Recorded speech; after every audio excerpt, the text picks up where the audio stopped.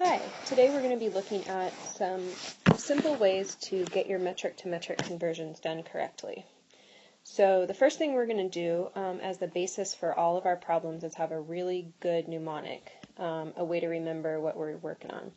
So the mnemonic that we're going to use is here in green. Big King Henry died by drinking chocolate milk, too moldy, too nasty.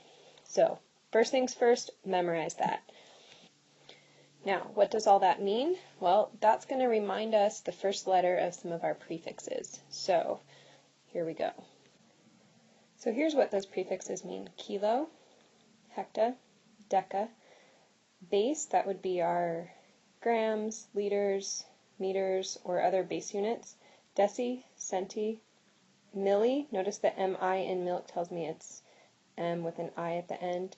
Two tells me there's two placeholders, units that we don't use very often. Moldy, the O tells me it's micro, and then two placeholders, and then nano comes from nasty. And then one other reminder here at the top, big, this tells me that kilograms are the big, huge units. So how can we use that to solve our problem here? Convert 25.4 centimeters to kilometers. So one of the quickest ways is to take that 25.4, locate the unit that it matches on my mnemonic up here, 25.4 centimeters, and then I locate what I'm trying to convert to, and that's kilometers. And so then I can take and simply slide my decimal over 1, 2, 3, 4, 5 places across those 5 prefixes. So that ends up looking like 1, 2, 3, 4, 5, or I'm going to write it as 0.000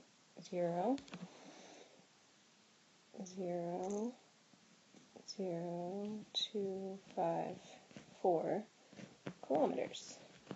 I could also put that into scientific notation, and it would be 2.54 times 10 to the negative 4th kilometers. So again, I found my centi to start with. That was the unit that was given here with the number. And then I slide 1, 2, 3, 4, 5 places to the left to get to the unit that I'm after. So I'm going to label that option 1, sliding the decimal. Now option 2 is going to be to actually make a conversion factor, which might be more useful if you have a multi-step problem. So to set option 2 up, I'm going to do something very similar. Look at the same problem again, 25.4 centimeters, converting that to kilometers. Once I've identified those on my list here, I let the bigger unit, in this case the kilometers, be a 1, and for every 1 kilometer, there will be, I add zeros until I get to that next unit that I'm converting to the centi. So there will be 100,000 centimeters in every 1 kilometer.